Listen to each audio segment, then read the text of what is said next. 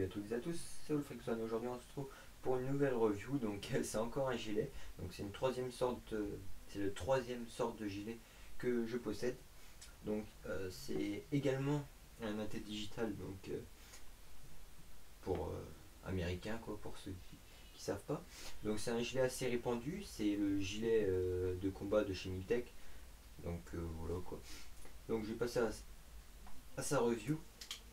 Donc oui, pendant que j'y suis, je l'ai payé 33 euros et quelques. Donc bon, maintenant il y a de ça 1 ou 2 ans. Donc voilà. Donc alors, on va commencer par cette poche là. Donc ici nous avons du velcro. Donc le doux c'est le femelle. Voilà. Donc on peut y mettre des patchs ou accessoires avec du patch, avec du scratch. Voilà. Donc après nous avons une poche ici. On peut y mettre quelques petits trucs. Donc par exemple des cartouches de CO2, des petites cartes, bon pliées bien sûr, ou autre. Hein. Après vous mettez ce que vous voulez. Hein. Ici nous avons 3 poches chargeur PA. Donc voilà.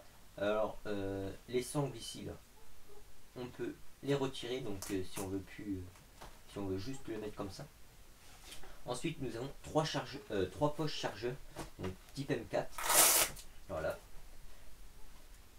Donc on peut y glisser 2 chargeurs.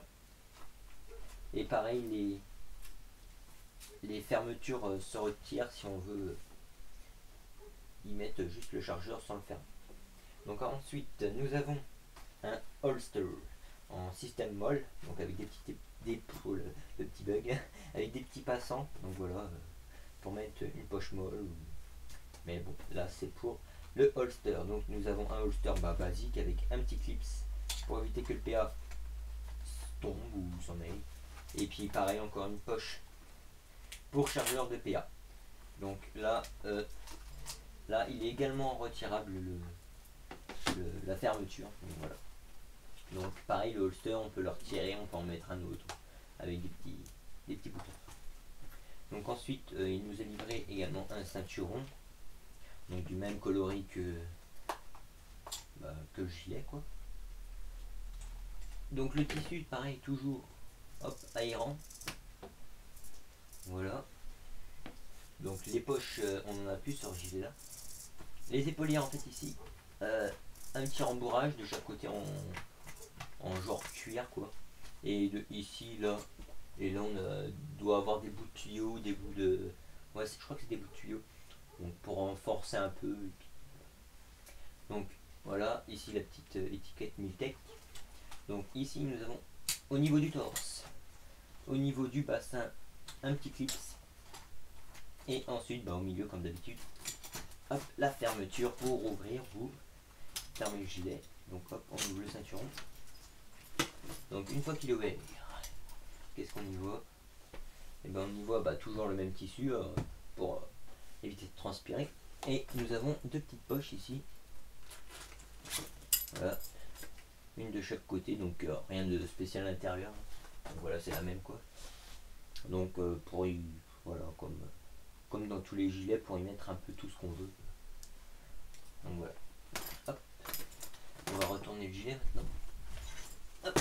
Voilà. Voilà.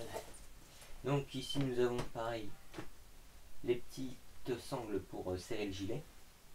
Ah d'ailleurs j'ai oublié de mettre un passant là. Bon, c'est pas grave. Après ici nous avons le système molle dans le dos avec ici des petits patchs, du petit velcro, excusez-moi, pas du patch, des petits passants pour mettre des poches molles, donc poches d'hydratation ou autre. Ici nous avons les épaulières toujours réglables, une petite poignée pour transporter le gilet ou pour des modes scénario quoi, pour extraire les victimes, des choses comme ça. Et nous avons 2 petits anneaux ici sur chaque épaulière pour tout simplement pareil comme tous les autres gilets, fixer des mousquetons ou passer des fils, etc. Donc voilà. Hop.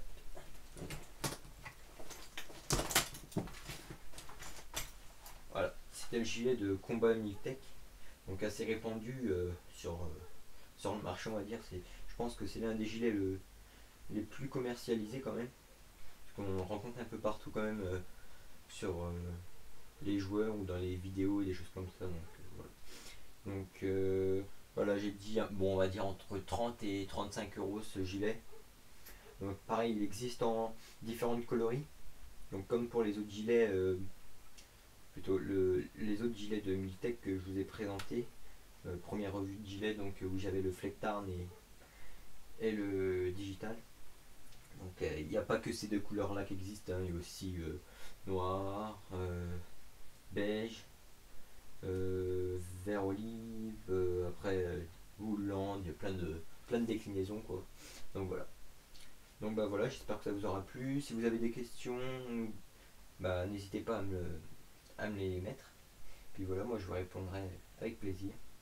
Donc voilà, j'espère que ça vous aura plu et puis bah moi je vous dis à la prochaine. Allez, ciao.